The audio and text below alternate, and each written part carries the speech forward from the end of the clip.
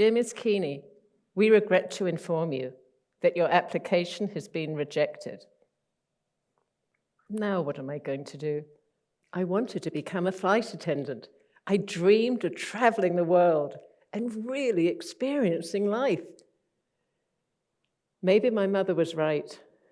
Maybe I should put my head down and become a secretary. Well, I didn't become any old secretary. I got a fancy diploma, the London Chamber of Commerce private secretary certificate, and I work for powerful executives. I'm now living in Toronto, working on the 38th floor for the chairman of a really successful company. I love wearing my designer Givenchy suits. Everything looks really good on the outside.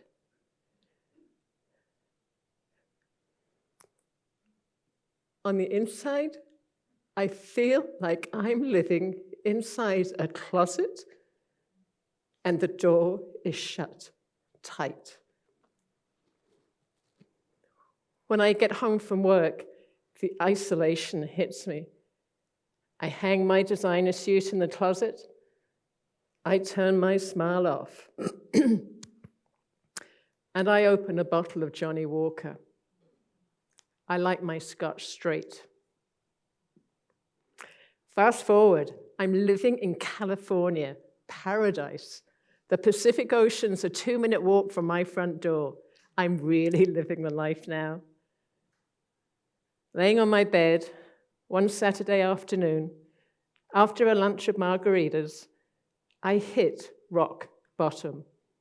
My heart is beating out of my chest. I'm sweating. I didn't even make work yesterday. What's wrong with me? That was the moment God tapped on the closet door.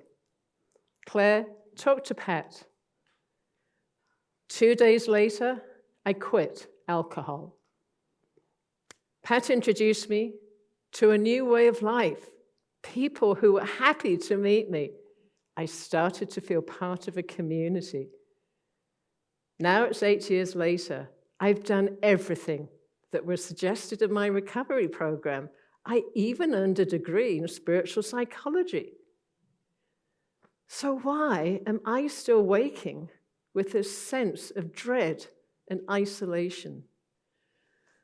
That's when the penny dropped. I could hear the words of my mother. Claire, keep your head down, don't cause any fuss, and be a good, quiet girl. I have been shutting myself down my whole life, addicted to my own suffering. No more. So I did something outrageous. I joined a singing workshop. Me, a singing workshop? Are you crazy? Oh my God, Sunday is the live performance, and I'm going to be on stage singing Now's the Time from Hello Dolly. Everything in me wanted to run and hide. I felt exposed. I did it. I stood on that stage and sang my heart out to a room of more than 100 people. I feel seen. I feel alive. For the first time in a long time, I'm out of that closet. I am committed to showing up and expressing my true self each and every day, and I mentor others to do the same. I am more than a recovering addict. I am more than any degree and certification. I am an amazing creation of God's divine grace. No one puts Claire in the closet, including me. I'm a woman in long-term recovery. In December, I'll be celebrating 40 years sober.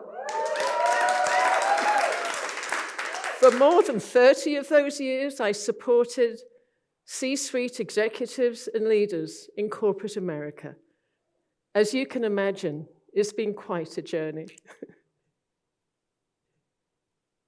As women in long-term sobriety, I'm curious, do you sometimes wake up in the morning with a sense of dread and isolation, even though you've done everything that was suggested in your recovery program? Do others see you as an inspiration, a leader with a great attitude, yet inwardly you feel a failure, stuck, alone, disconnected from yourself and others? Do you sense intimate relationships are passing you by, and this is as good as it's going to get, yet you yearn for closeness, connection, and more intimacy in your life? If any of the above sounds like you, I've got great news. Once you make the 3 critical shifts, you will experience a renewed zest for life, eager to embrace life adventures, knowing your life has purpose and value, and your presence is not only needed in this world, it is essential. The connection you have with yourself and your significant other will be more harmonious, bringing more joy into your home life. Your health and vitality will improve. You'll look younger, act younger, as you no longer hide behind a wall of shame and isolation, afraid of yourself, afraid of others, and afraid of life. So what are these 3 critical shifts? Number 1, we uncover the hidden truth where you are plateaued in your recovery journey and what to do about it. 2, we identify and release outdated beliefs holding you back from your full potential.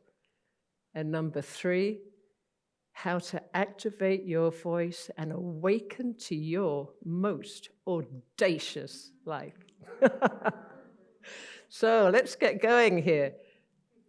Critical shift number 1. We uncover the reasons why you are not living the life that was promised.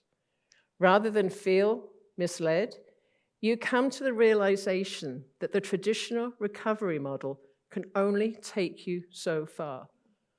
When it was first formed in 1935, it was hugely successful. It is still hugely successful today for many people in early recovery. What it couldn't address was long-term recovery. There was no role models, no experience to draw from. And we come to the realization we don't know what we don't know. What happens over the years is we hit walls, and we start to wonder why we feel stuck on a plateau. Not only do we settle on that plateau, we set up home, we plant a garden, and we wonder why life isn't going exactly the way we had hoped. The paradox is our lives are way better than before. So what's the problem? It's okay here, or is it? We forget that the recovery path is a spiritual journey of unfoldment that is constantly changing. We begin to wonder why life presents us with challenges, even after all the work in our initial recovery program. Wasn't it meant to be different? So we go to our recovery meetings, yet we keep hearing the same thing over and over again, and we settle. We get used to the status quo, and we suffer in sobriety. It's not our fault. That's the great news. It's not our fault. We didn't have the vision, the tools, the know-how to do it any differently. And we start to see, we don't see the world the way it is. We see the world the way we are. And this takes me to the next critical shift, to identify and release outdated beliefs. What still holds you back from you not living your life fully expressed? You're going to love this one. If sobriety isn't the problem, what the fuck is?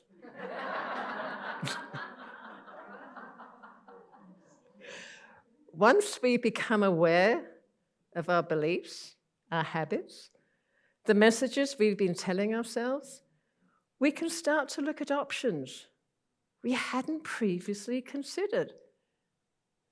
We start to reclaim those parts of ourselves that had been in exile. We welcome and embrace our lost self. Now, this could be a radical approach to some, but think of it this way. A transformation is happening in the recovery world, and you can choose to be part of that transformation or stay with the status quo. Critical shift number 3. How to activate your voice and awaken to your most audacious life. Isn't that a fabulous word? This is where you learn to create a deeper connection to yourself. You will no longer be doing spiritual bypasses. You will no longer think you need to say the right thing to please the status quo. You will be comfortable with who you are and what you say, with no shame and no guilt. And you're suddenly aware that you are responding to life. You're not reacting to life. We gently and lovingly start to activate our voice and become willing to meet that most audacious woman that's inside. Guess what? She's always been there. She never went anywhere. She was actually in the closet.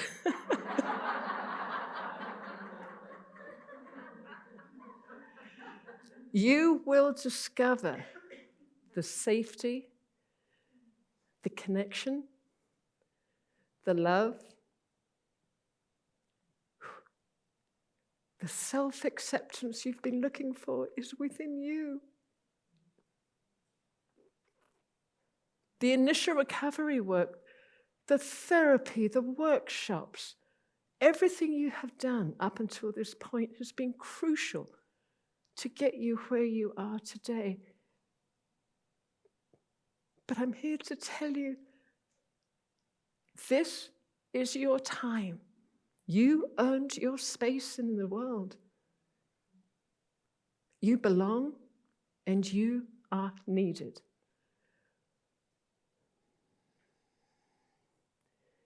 You will learn to reclaim that part of yourself that can step forward and walk in the world, holding your head high as a woman of substance in long-term recovery. You will be walking from an internal place of gratefulness, really aware that the legacy you are here to leave a legacy for future generations on what it means to live your life beyond recovery. I help senior female leaders in long-term sobriety find their voice, ignite their inner spark, and step into their most audacious life beyond recovery, even if they think it's too late or they have given up on their dreams.